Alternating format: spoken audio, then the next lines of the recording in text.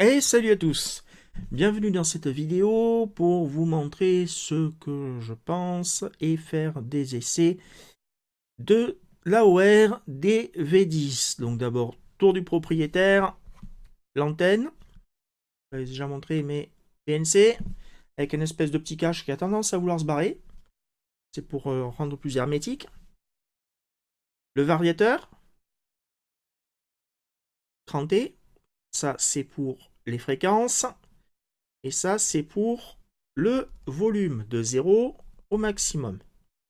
Il y a un réglage et même deux réglages. Pour le son, je vous le montrerai plus tard. Ensuite, bouton power, monitor squash, monitor un coup long et réglage du squash un coup court avec le réglage par la molette pour le niveau du squash en AM et en FM. Le cache pour la micro SD est là, micro SD à l'intérieur. Il y en a une qui est livrée avec. De l'autre côté, vous avez prise casque, stéréo, mini USB, pas micro USB, c'est un peu plus solide, moi je trouve. Bon, enfin, chacun ses goûts, mais j'aime bien. Ensuite, un peu plus en dessous, la prise d'alimentation, Yaesu. Donc si vous avez déjà des chargeurs Yaesu, ça passe avec. Bien qu'il est dit qu'il faut, dans la notice qu'il faut utiliser uniquement le chargeur, le câble fourni d'origine. Voilà. L'écran, les touches du clavier, donc caoutchouc, la dragonne, bon ça c'est moi qui l'ai rajouté, le clip ceinture et la batterie que je ne vais pas vous enlever pour vous montrer puisque c'est quand même assez costaud à mettre, donc je préfère éviter. Donc livré avec l'antenne boudin comme ça, qui est marqué uniquement pour les bandes aéro, et une antenne pliable télescopique banale. Ensuite, passons à l'utilisation. Ça s'allume, c'est magique, c'est beau. Numéro de firmware qui s'affiche. 1904B étant le dernier qui est disponible à l'heure de cette vidéo. Voici l'écran, les deux, donc le 2 VFO. Il n'est pas WFO, mais il y a deux VFO qui sont affichés. Vous ne pouvez pas écouter les deux à la fois. Vous devez choisir, c'est toujours celui du haut qui est en écoute. Là, effectivement, il n'y a pas d'antenne, ça fonctionne. Mais on n'entend rien. Ah, c'est logique. Le menu. Il est là, le menu. Alors, je vais changer tout de suite pour la vidéo quelque chose, parce que je vois que ça passe pas du tout à l'écran. Et ensuite, venir dans le menu. Hop, on fait clé, on va retourner. Donc, menu. Alors, le système de menu est un petit peu, un petit peu merdique. Voilà. C'est pas terrible. Alors là, je règle le backlight, je le mets en off. Non, voilà, j'appuie là-dessus et je choisis là. Continue, off. Voilà, pour cette vidéo, ce sera beaucoup mieux. Donc, comme vous avez vu, le menu est un petit peu merdique. Pour accéder au menu, on appuie donc sur la touche menu. Jusque-là, on est logique. Ensuite, pour accéder aux différentes parties du menu, vous avez deux solutions. Ou tapez le numéro qui correspond, par exemple 7 pour configuration, ou bien vous déplacez. Alors vous allez me dire là, comme ça, c'est cool, ça va, c'est tranquille. Hein, vous voyez, je fais pareil dans le menu, vous avez deux solutions. Ou bien vous tapez le numéro du menu, ou bien vous tapez directement, enfin vous allez avec les touches. Mais voilà, c'est ça le problème, c'est que c'est un petit peu merdique. Parce que si vous voulez accéder directement au numéro de série, bon là encore, c'est pas des trucs dont vous servez souvent, mais Sungain ou Rectip ou des trucs qui sont dans les deuxièmes parties, dans les autres pages du menu, vous pouvez pas le faire. Vous devez changer de page pour pouvoir taper le numéro. Donc c'est un petit peu, c'est pas terrible. Et un autre souci, c'est que là, si vous êtes sur 5505 et que vous êtes en USB, ça va. Mais si je veux changer de mode, et que je veux passer, on va dire, hein, vous repasser en APCO, en P25. C'est complètement ridicule, mais bon. J'appuie sur mode, et après je dois chercher, au lieu de taper automatique, LSB, C double, tout ça, eh oui, mais il faut changer de page avant. Alors, des pages, vous voyez, il y en a. Donc je peux passer, voilà, en P25. Hop, je suis en P25. Bon, ça sert à rien du tout, mais c'est pas grave. On va repasser en USB. Donc il faut retourner sur la page de l'USB qui est là. Et là, je suis sur la page de l'USB, je peux taper 6. Il faut d'abord aller sur la page de l'USB. Voilà, ça c'est un petit problème par rapport au menu. Après, une chose pas logique du tout, sur les ICOM, quand vous voulez faire une recherche rapide, vous appuyez par exemple sur les touches là, et puis ça fait search. Moi c'est une idée, hein. Ça aurait été bien que ce soit comme ça. Ben non, vous voyez, ça marche pas comme ça chez AOR. Ils ont trouvé un truc un petit peu plus merdique. Deuxième chose, là je suis au pas de 12,5. Je fais menu, il faut que je change le pas. Donc pour changer le pas, je vais dans le VFO, première manip, je sais que c'est le VFO A. Vous voyez qu'il y a 3 VFO, je vous expliquerai le numéro Z après. Je vais dans le A, et ça n'a pas voulu. Alors VFO, ah oui, c'est VFO step, pardon, hein, vous voyez, je me mélange même, step. Et ensuite, le step, je dois trouver le pas de 1 kg. On est en USB. On va mettre 1 kg ou moins. Et ben voilà, il faut changer de page. Et pareil, bon, j'ai changé de page, je peux, maintenant que je suis sur la bonne page, mettre directement, allez, on va mettre numéro 3. Voilà. Vous voyez, avec la molette du bas. Alors, l'utilisation du menu, voilà, c'est le point noir dans ce poste, je trouve. Il y a une utilisation farfelue des menus. Deuxième truc, beaucoup de gens sur Internet, sur la page Facebook du post, se plaignent des bugs. Oh oui, c'est vrai. Il y a encore énormément de bugs au niveau de la gestion mémoire. J'ai eu des surprises. La gestion mémoire, j'ai changé de mémoire, mais l'affichage restait, mais la fréquence changeait quand même. C'était à pas comprendre. Voilà. C'était bizarre. C'est-à-dire que si on programme une fréquence avec lui, il n'y a pas de bug, mais si on utilise un autre logiciel pour gérer ça, qui sont normalement faits parce que je me suis servi de celui d'AOR, et ben ça foire. Donc c'est un petit peu bizarre. Voilà. Donc dans les manipulations, vous avez le menu. Alors dans le menu, vous avez la première chose à faire, c'est régler le son. Vous avez deux possibilités pour régler le niveau sonore.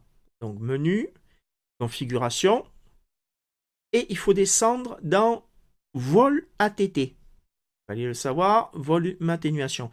Volume atténuation, c'est le niveau entre le 0 et le maximum de votre son. C'est-à-dire que si le son vous est correct avec le vernier, on va dire, à ce niveau-là, je ne sais pas si ça va passer, vous voyez.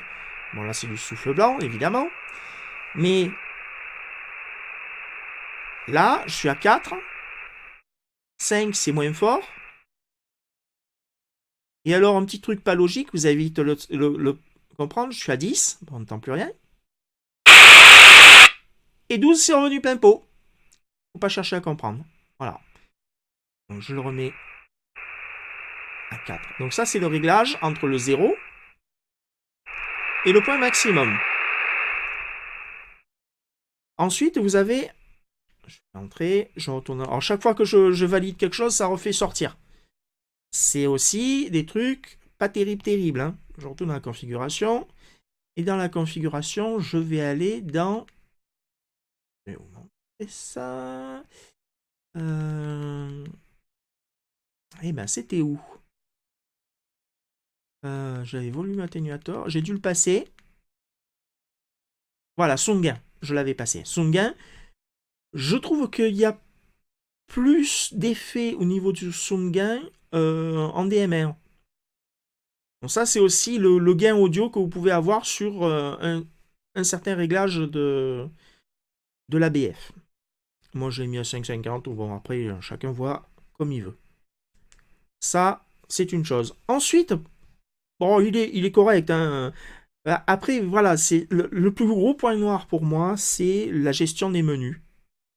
Là, je suis en mode fréquence. Je veux passer en mode mémoire. Il faut que je fasse mémoire, exec. Là, je suis en mode mémoire. Ça aurait pas été plus simple d'affréter des touches rapides à ce niveau-là ou mettre des touches rapides à ce niveau-là si le DV1 le fait, pourquoi pas le DV10 Enfin bon, ça c'est une partie pas logique du tout. Alors je vous ai parlé de deux VFO, en fait il y en a un troisième. Le troisième VFO c'est le VFO Z. Le VFO Z c'est celui que l'on obtient quand on est en mode mémoire comme là et que vous voyez, j'appuie simplement sur Entrée et je suis en VFO Z. Et à partir de ce moment-là, en VFO Z, je peux choisir, je peux tourner mon vernier. Alors, chose qui est bien, alors, pourquoi il a changé, il n'a pas voulu me remettre sur 136.4, Mystery Boule de Gomme. Peut-être parce que je suis au pas de 8.33, il choisit les canaux lui-même. Bah écoute, hein, fais comme tu veux mon grand. Il y a un truc qui est bien, vous allez voir. Je vais lentement. Et je vais vite. Plus on va vite, plus ça accélère l'incrémentation. C'est pas mal. C'est quelque chose d'intéressant. Maintenant, si je veux retourner sur mon VFOA, ouais, c'est assez gênant parce que je fais VFO, je tape 1. Voilà. Il y a des manipulations qui pourraient être largement évitées. Et maintenant, passons au test en qualité de réception. Alors là, je suis actuellement sur une antenne décamétrique. Je vais brancher le câble et je vais repasser sur la bonne fréquence 5505. Voyez, je vais doucement et puis d'un coup je vais vite, hop, ça change, hop. C'est un coup à prendre. C'est un coup à prendre, mais c'est pas mal.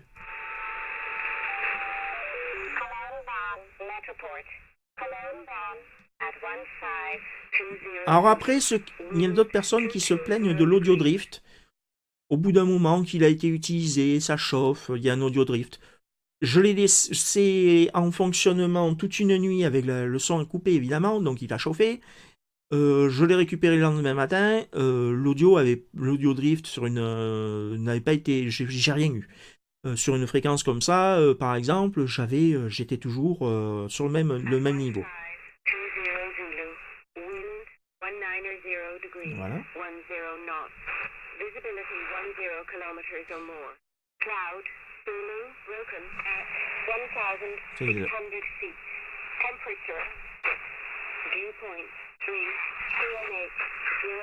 Il y a aussi 5450. Vous voyez, pour entrer les fréquences, c'est assez simple encore. Heureusement, il n'y a pas de menu. Non. Non, je ne dois pas le recevoir. Alors, on va essayer.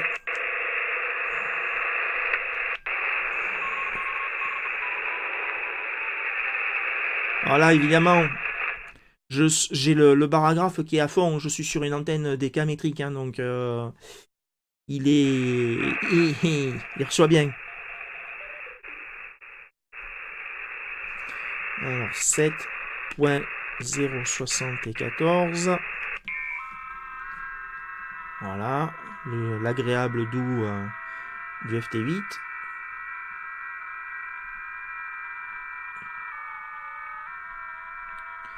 Moi, ça me semble pas mal en réception. Hein. Donc là, je suis en USB. Alors, vous voyez, voilà, c'est ça qui est aussi gênant. Là, je suis en USB, je veux passer en LSB. D'abord, pour que vous m'entendiez, je baisse le son. Menu. Il faut... non, qu'est-ce que je fais? Vous voyez, je me mélange tellement il y en a. Mode et 7 LSB. Voilà. Alors ensuite, je pourrais... Ah oui, le réglage du squelch, il est là. Un coup de squelch, c'est monitor. Un coup bref, donc là, un coup bref, je règle le squelch, donc je le monte. Évidemment, là, je risque de le monter un petit peu fort quand même, parce que je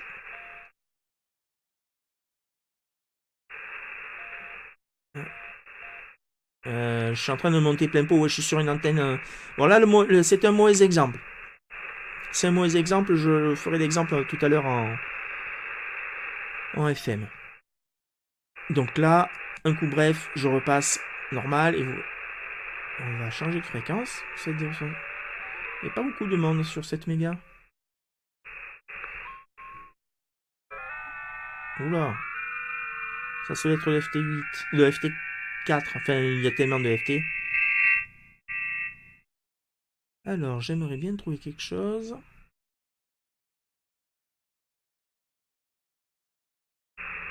J'essaie de vous trouver quelque chose.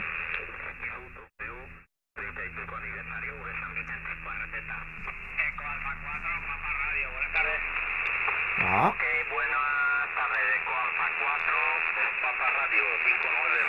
Par contre, vous entendez le bruit de mobilette?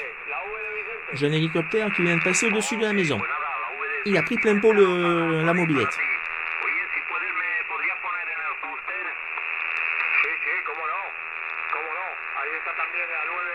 Voilà.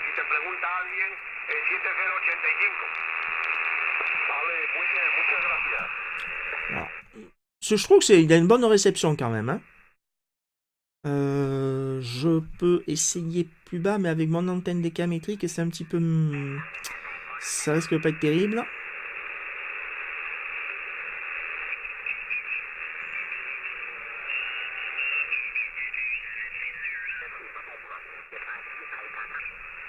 Je vais vous montrer autre chose. Donc déjà en décamétrique, c'est pas mal. Je trouve qu'il a une bonne réception. Alors évidemment, je peux essayer 5.505. Je change le mode.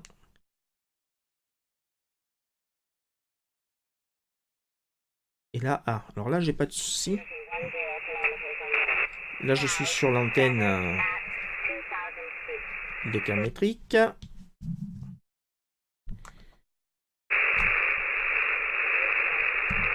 Là, je suis sur l'antenne d'origine.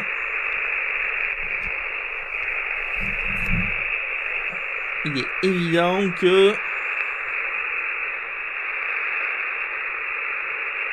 Voilà, faut pas déconner, c'est pas fait pour. Voilà, c'est pas... Voilà, faut utiliser ce qui est utilisable pour la bande de fréquence.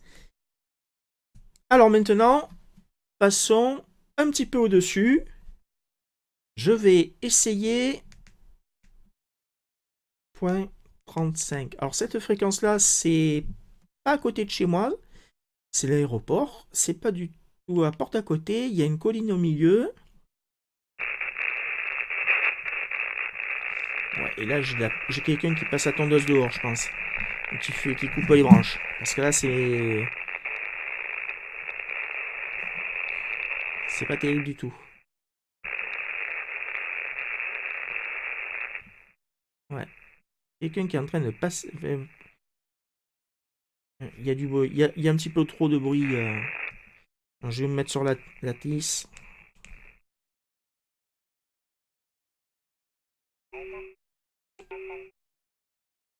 Alors... Voilà.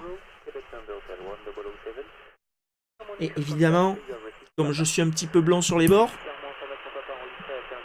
qu'est-ce que j'ai fait? Oui, là je suis sur l'antenne décamétrique. Et si je passe sur l'antenne, d'ailleurs c'est un petit peu étonnant. Je regarde que j'ai bien les fils branchés quand même. J'ai l'impression qu'il sature peut-être un petit peu. Je vais vérifier ça tout de suite. Alors pareil, menu, ce coup-ci, option. Et touche numéro 2, atténuation. Et hop, on va directement dans le menu. On va voir si c'est... Non, j'ai dit. Oui. Ouais. C'est de la saturation.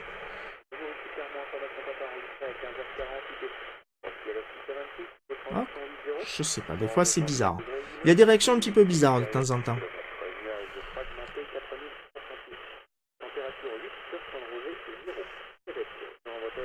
Il y a des réactions un peu bizarres.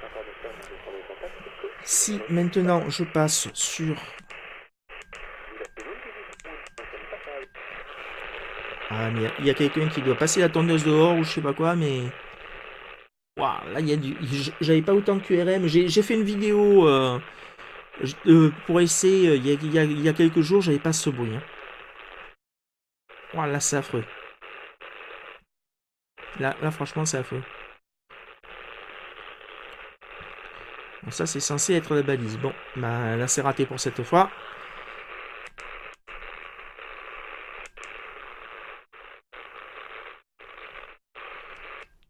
Je vais passer sur... Alors, on va passer sur la bande des 2 mètres. Ça... Là, vous voyez, il est encore resté sur le pas de 0,1.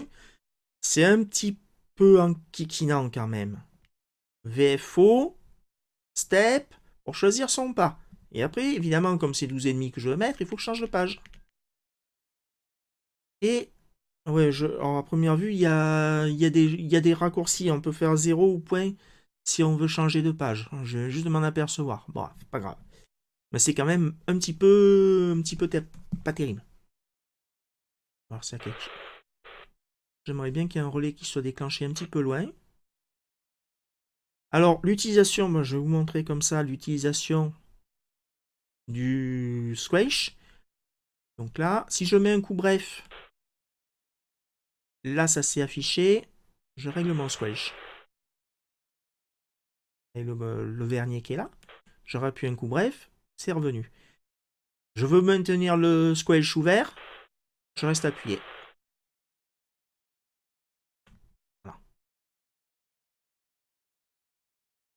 Là, évidemment, 17h, personne. Et voyons voir.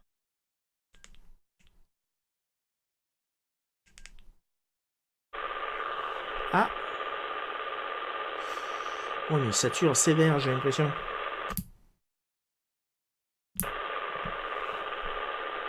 Non.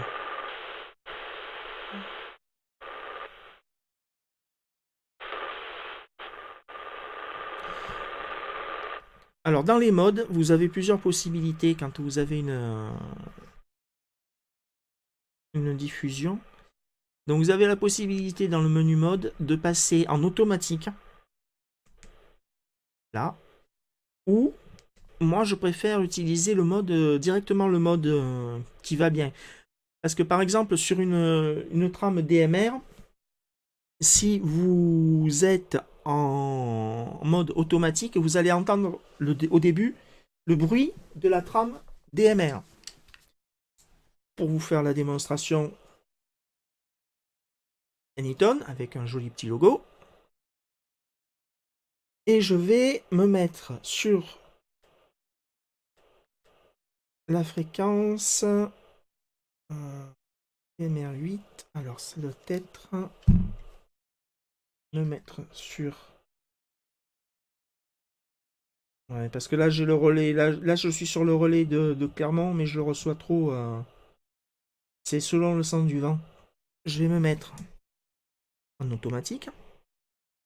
146.125.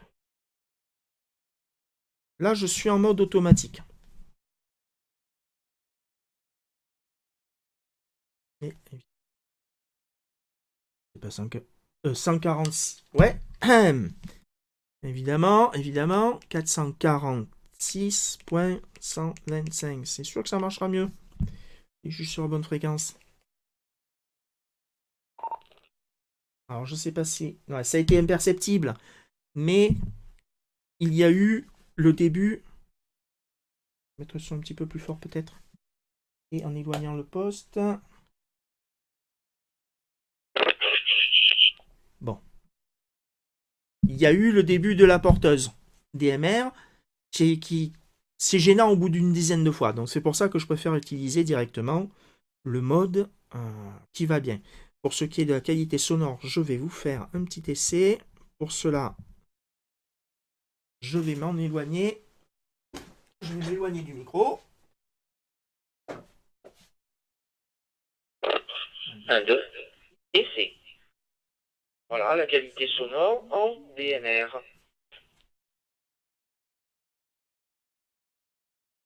Il faut quand même que je m'éloigne. Il a fallu que je m'éloigne un petit peu beaucoup quand même. Parce qu'il a quand même un très bon niveau sonore. Et donc à ce niveau-là, il y a aussi de fameux réglages que je vous ai montré dans le menu, configuration, qui y joue énormément. Sungain, il joue énormément. Donc, moi, je l'ai mis un petit peu fort parce que j'ai remarqué que sur certaines modulations de services professionnels, ça manquait un petit peu de patate, donc j'ai mis le niveau assez élevé. Alors, aussi un bug, ça fait pas... Non, je pense pas que ce soit un bug, mais un souci quand on est en mode automatique, c'est que des fois, il croit que c'est du DMR, donc il vous fait cette espèce de vomissure, alors que c'est peut-être de l'AFM ou du QRM. Voilà, ça fait partie des aléas. Je suis donc là en mode DMR, une petite pause.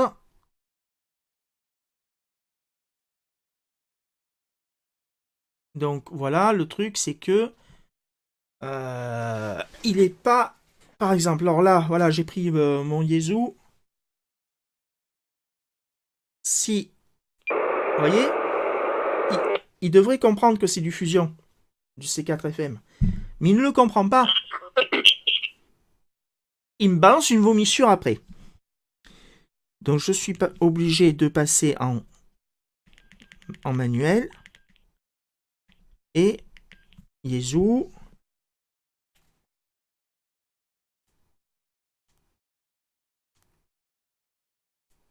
Un, deux. Ah. Donc, je suis bien sur la bonne fréquence. Ah, ça marche pas. Ah, c'est peut-être parce que... Pour ça, je m'en sers jamais du... Ah, voilà. Alors là, je suis... 1, 2. Là, j'ai... Vous voyez, il m'a détecté que c'était Yezu. Je vais repasser en mode automatique. Vous voyez? 1, 2. Oh, c'est pas beau. 1, 2. Voilà. C'est pour ça que je préfère rester avec le mode manuel. Voilà, alors, après, est-ce que ça vaut les 1000 et quelques euros qu'il est, il est dans quasiment tous les magasins? Euh... Ouais, oui et non. Sans les bugs, oui.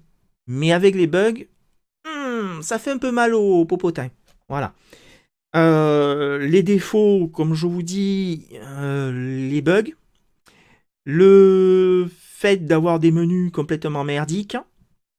Aussi une chose, la façon dont il draine la batterie est assez impressionnant. Si vous en achetez un, prévoyez aussi plus tard d'acheter une batterie supplémentaire. Parce qu'il a tendance à...